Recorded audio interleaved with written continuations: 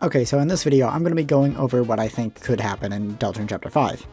Now this is much less of a serious theory and much more of a bunch of fun ideas I've had for what I think could possibly happen in Chapter 5.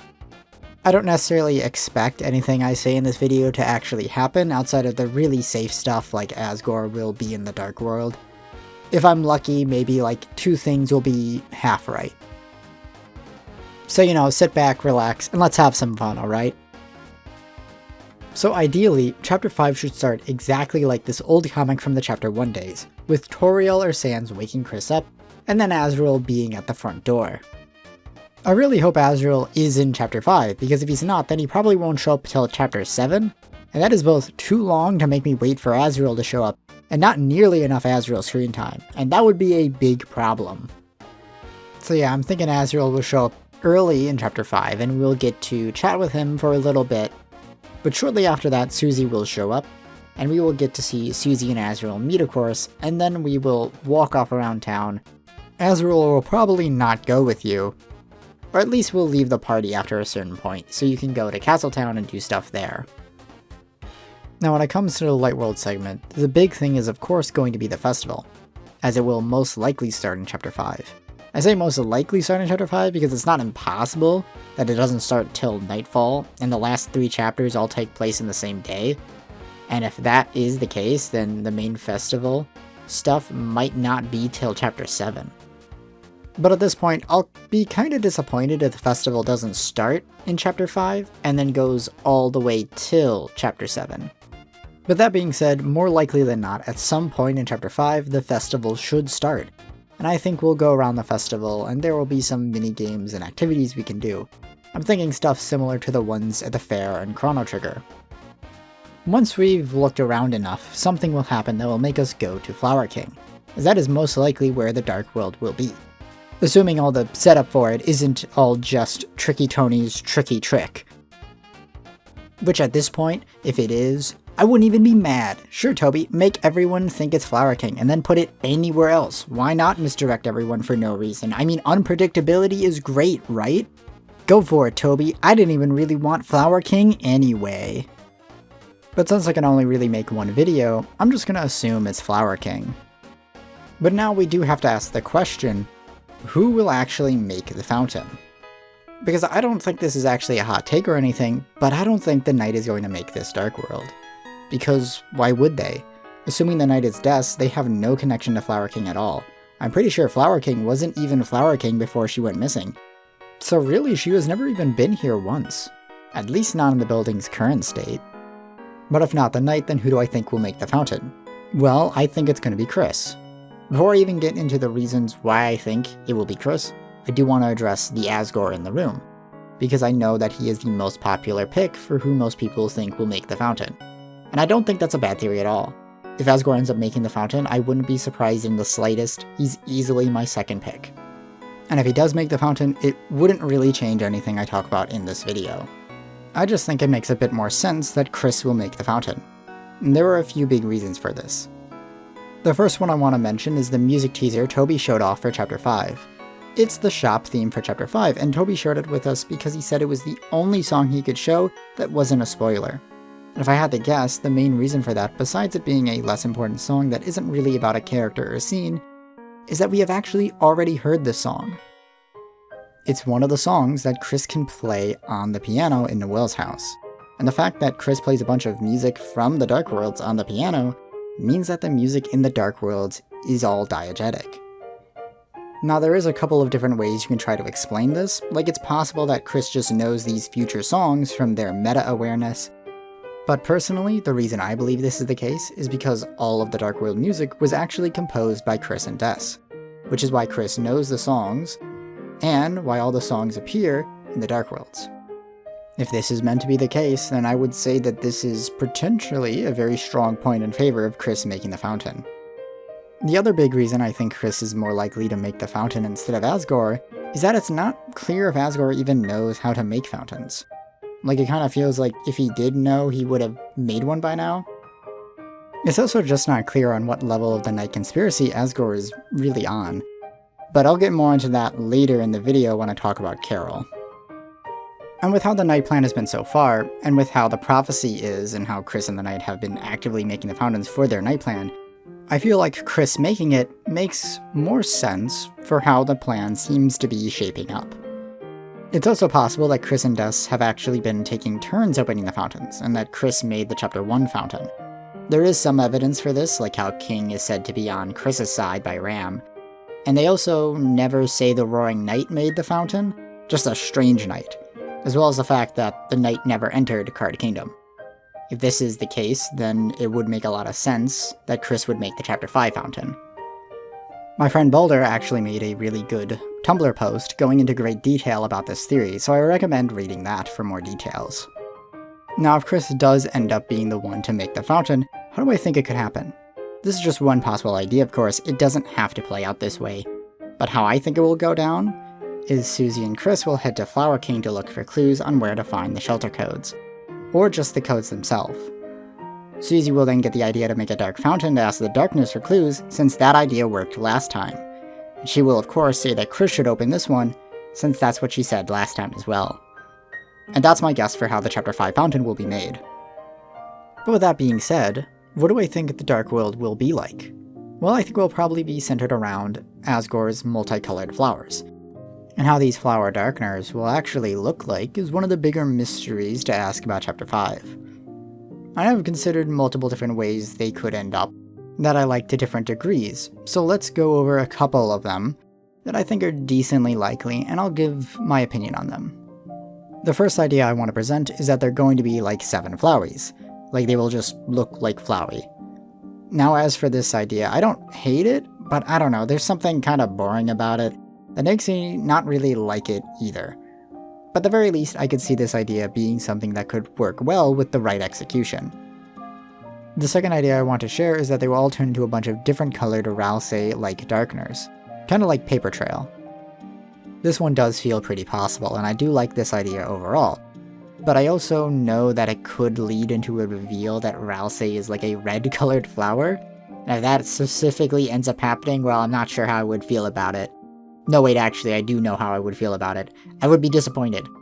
Of course, it's also possible that the flowers could turn into a bunch of Dreamer-like darkeners, and Ralsei is still not a flower, and is instead a different object. In fact, this could be a way that Ralsei's Lightworld object is revealed. Like, Susie asks Ralsei if he's a flower, and then he says what he actually is instead.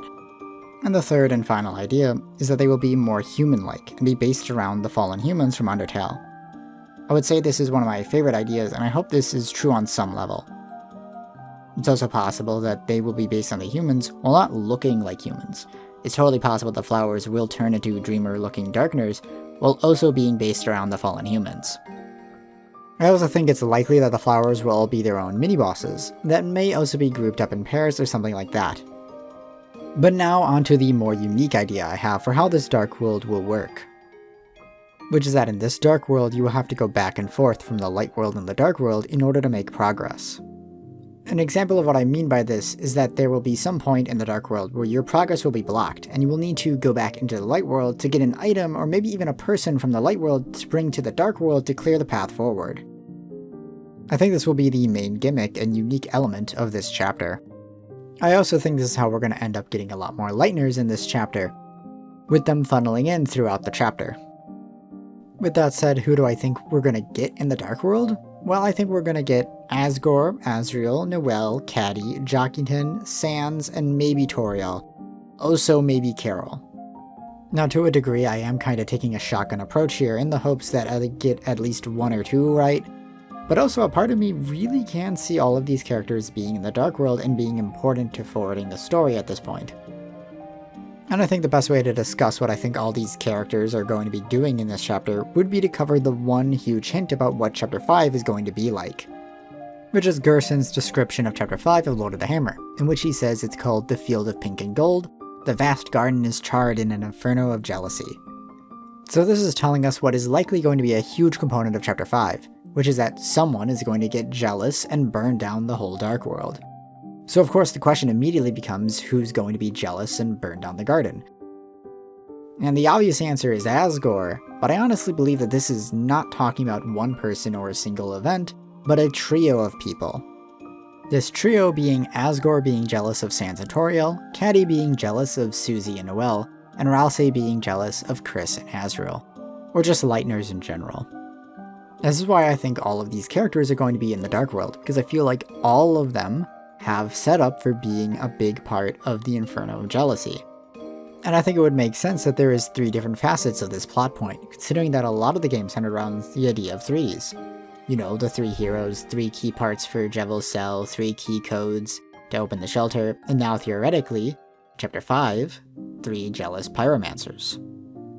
So I think the best way to cover all of this is to simply go over each one of them one at a time.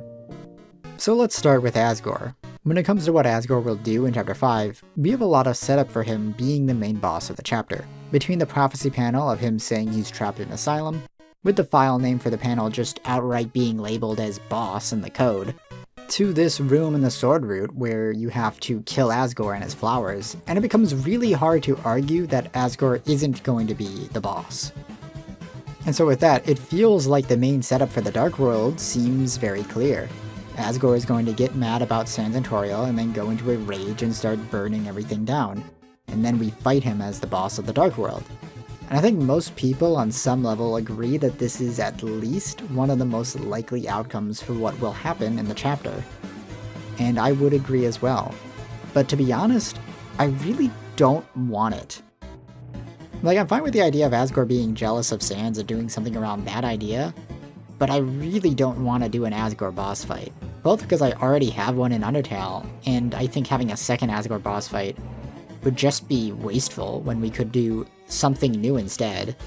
And also because I honestly can't think of a way to do this boss fight and have it actually be good. Like, the idea of Asgore trying to kill Kris is really terrible, no matter what the context is. Like, I can't think of any reason that Asgore would try to do this, and it wouldn't be, like, the dumbest thing ever. And, like, I've heard people suggest the idea that Asgore would be, like, mind-controlled or something, and even that I think is really tropey and lame. So to be honest, I really hope the stuff with Asgore is a red herring, and that we're doing anything else instead. But while I hope that Asgore is going to be a bait and switch, or something like that, and we do something else instead, I don't really believe that it will be. Because all of the hints about this being what's going to happen in Chapter 5 are hidden. They're all off the beaten path. This panel in Chapter 4 is in a hidden room, and the one in Chapter 3 is in the sword route. Like, it would just be weird to put all of these hints in places that most players will miss on their first playthrough, and then have these hints be a misdirection. That just feels odd. So I do think we are probably going to get an Asgore boss fight. And while I'm not excited for it, and I don't think I'm gonna like it, I also just don't care that much, to be honest. I just don't care enough about Asgore for this to be like a deal breaker for me, really. And I know that might be jarring to hear that in a Deltarune theory video, that I think this is going to happen and I think it's going to suck, but that's just how I honestly feel. Now it's time for a character I care more about, Caddy, who I think will be the second character participating in the Inferno of Jealousy. So what do I think we're going to be doing with Caddy? Well, pretty much the same thing I thought we were going to be doing with her in Chapter 4. I'm going double or nothing on this one. And what I thought we were going to be doing with Caddy in Chapter 4 was that she would show up in the Dark World, Jockington by her side, and she would get into conflict with Susie. This conflict keeps getting set up. Every time we talk with Caddy, she is more and more upset at Susie. And the major points of concern she has with Susie are 1, her past bully behavior, with how she has treated the rest of the class, and 2, her concern of Noelle having a crush on Susie, which Caddy sees as dangerous to Noelle. Which, considering the prophecy, Caddy is probably correct on that front. So there's a lot of setup for this kind of conflict, and I do think it's going to be really important, especially for wrapping up the loose ends and putting the final touches on Susie's character arc, before the really big climaxes happen in the last 2 chapters.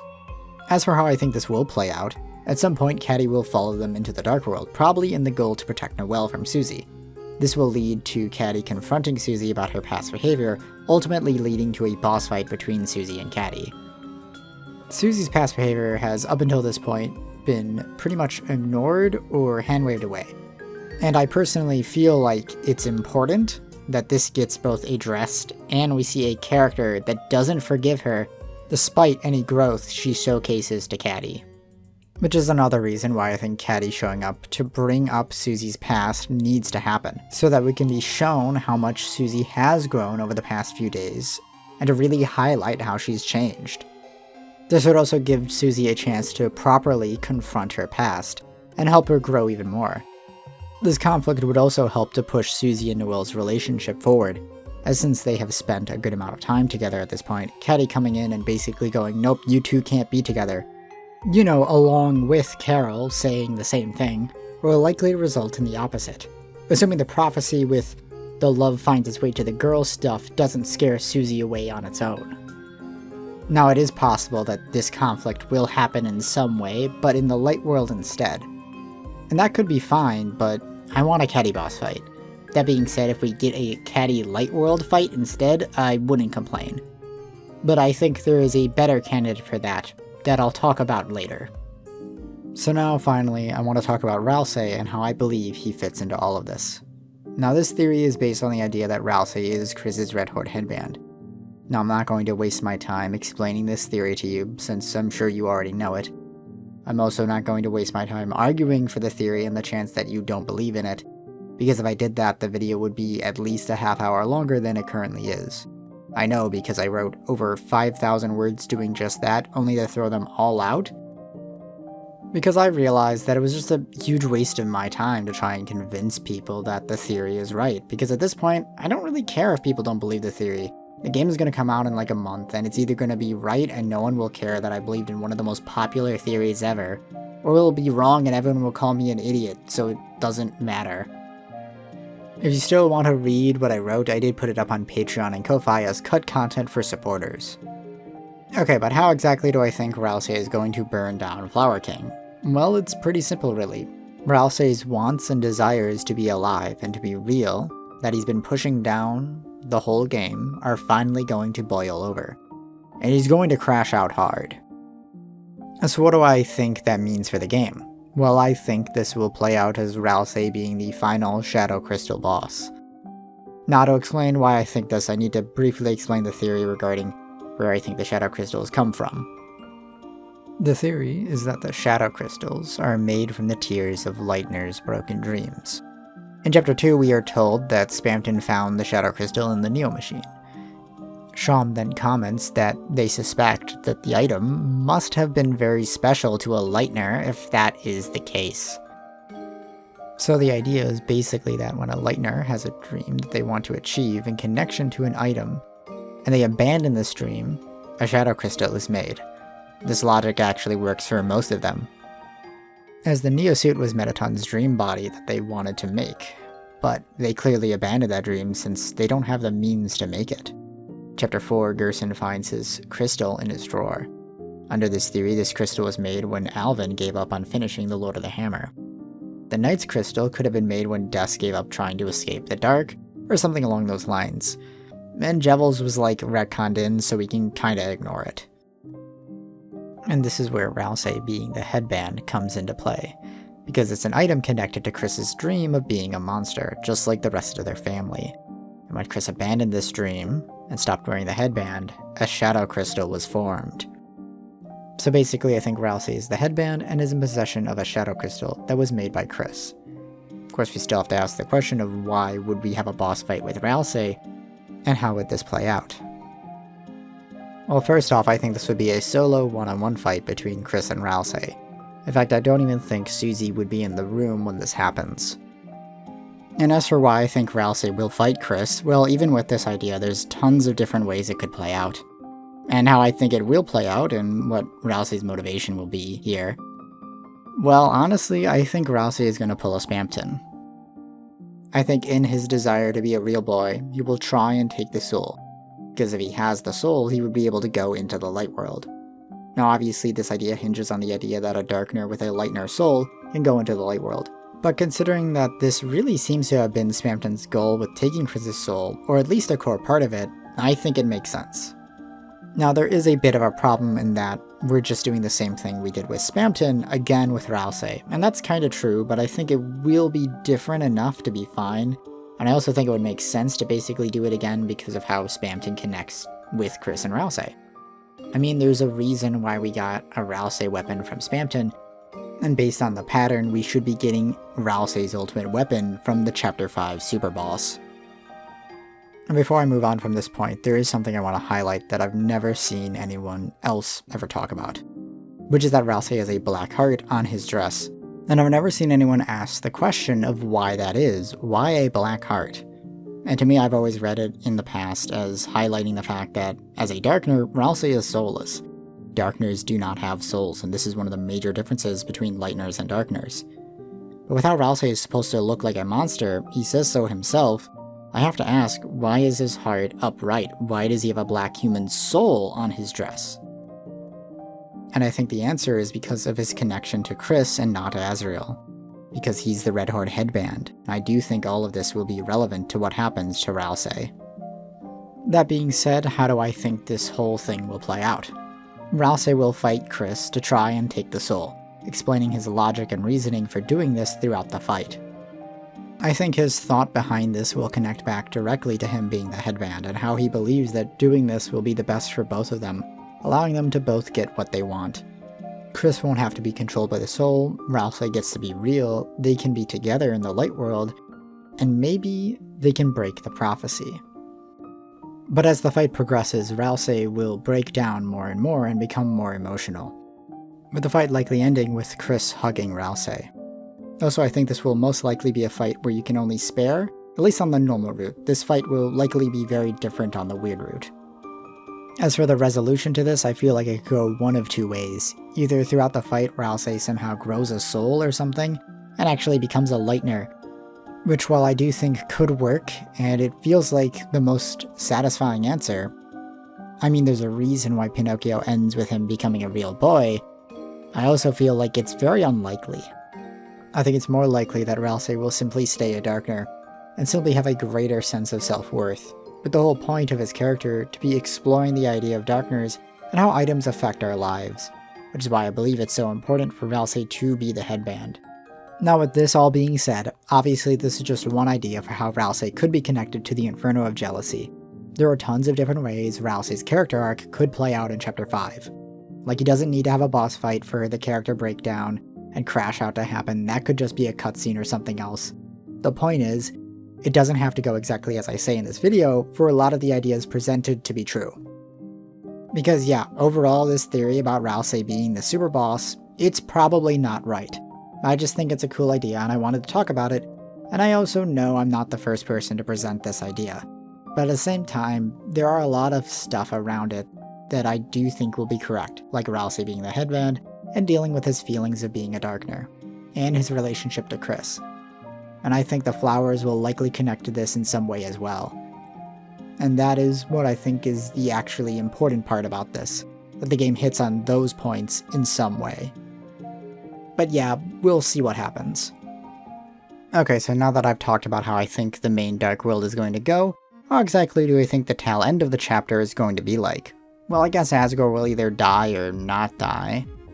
And that should lead to the fountain getting sealed, with at least one of the shelter codes probably learned at some point along the way. Of course, Flower King will probably be mostly burnt down by this point. And now with the sunset is when I believe the night will finally make their appearance in the light world. And what do I think they're gonna do?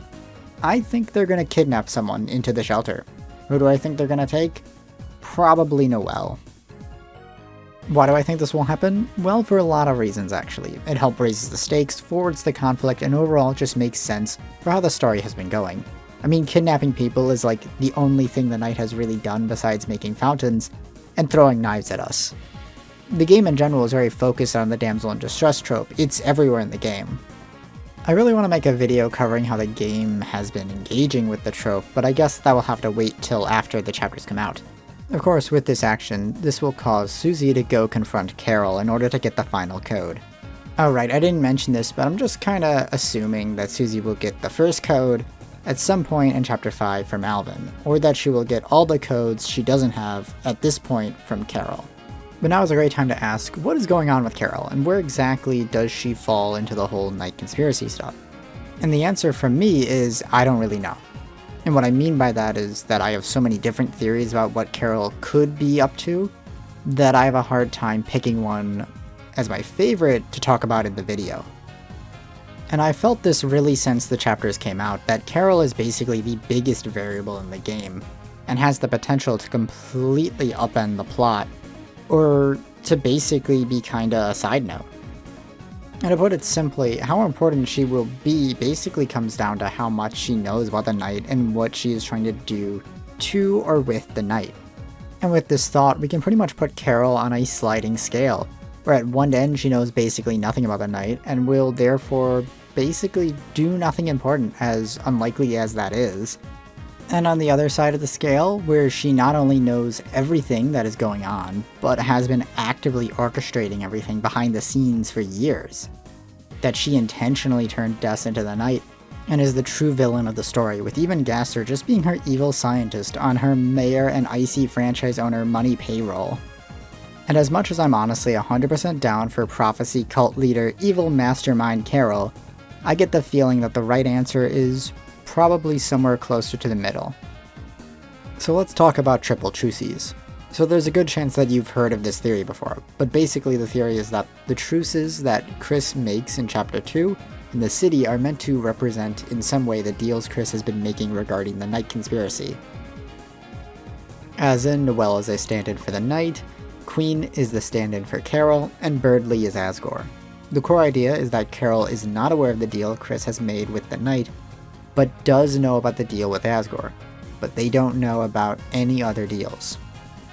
And the Knight is fully aware of all of this, and also Kris is only truly loyal to the Knight. On top of this, it's also meant to highlight what's going on with the Knight stuff as a whole, where Carol is actively looking for the Knight with the help of Kris, while in reality, Kris is actively hiding the Knight from her. And I do think that on some level this is probably going to be true, but even with this theory you have to ask, where exactly does the comparison stop? And how exactly are you going to interpret the theory as a whole, especially the Birdly and Asgore part? But I think with some other evidence from Chapter 4, when combined with triple truces, we can make some assumptions that can help us to understand what's going on. Based on how Asgore is allowed into Carol's room that has the conspiracy board in it, and that Asgore has his own conspiracy board in Flower King, it implies that Carol and Asgore are on similar levels of knowledge, though Asgore probably does know a little less still.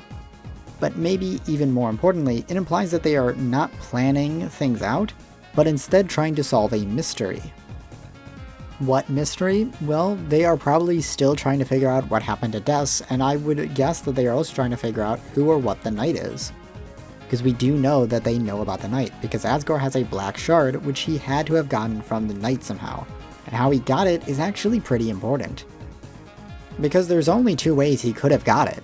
The Knight gave it to him for some reason, or he fought the Knight and won.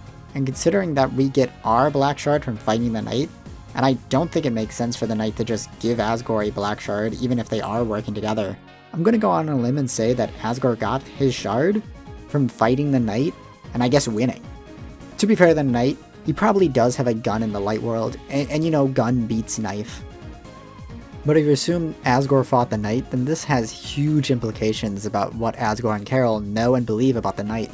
Because if they are fighting the Knight, then one, that to me implies that they don't know who the Knight is. And I think this does make sense along the lines of triple truces, because there are multiple points where Noelle hides from Queen by putting a box over her head, hiding from Queen in plain sight. So I think that Carol and Asgore are both hunting the Knight and believe it to be the thing that killed or kidnapped Des, or something along those lines. So at some point, we could see a Star Wars style I am your father reveal for the Knight towards Carol.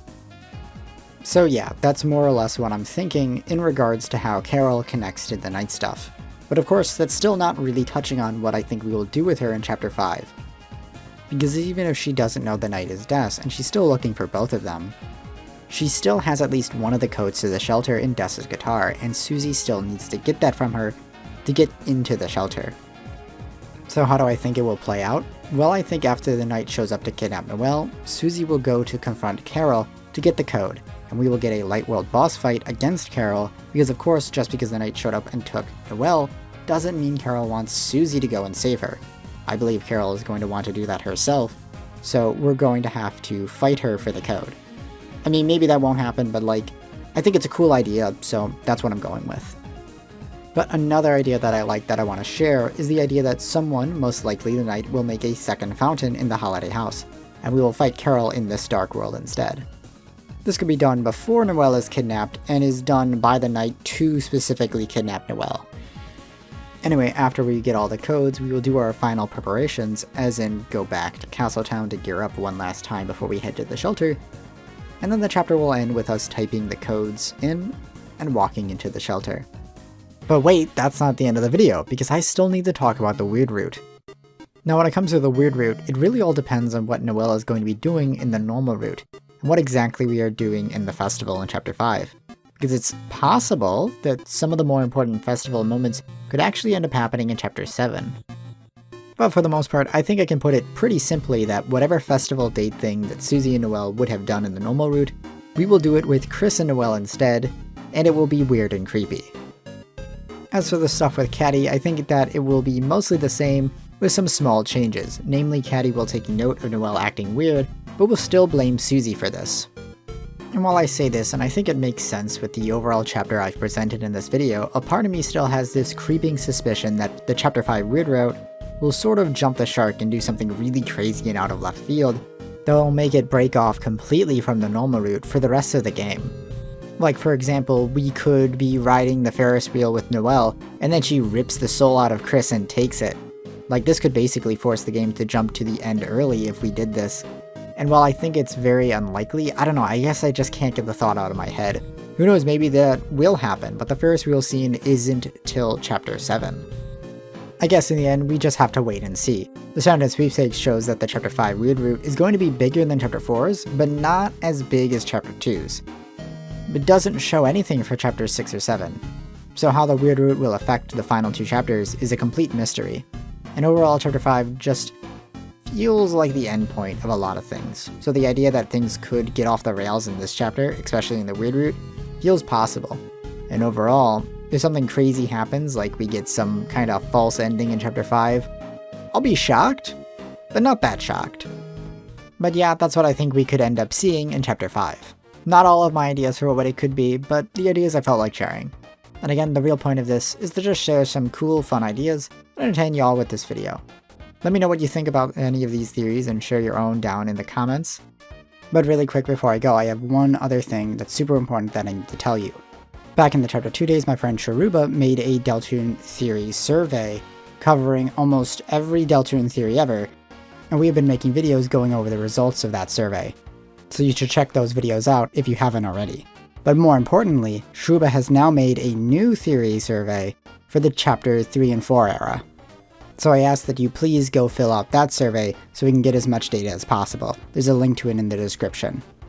Also, if you enjoyed this video and others on this channel and you want to see more, please consider supporting the channel on Patreon or Ko-Fi.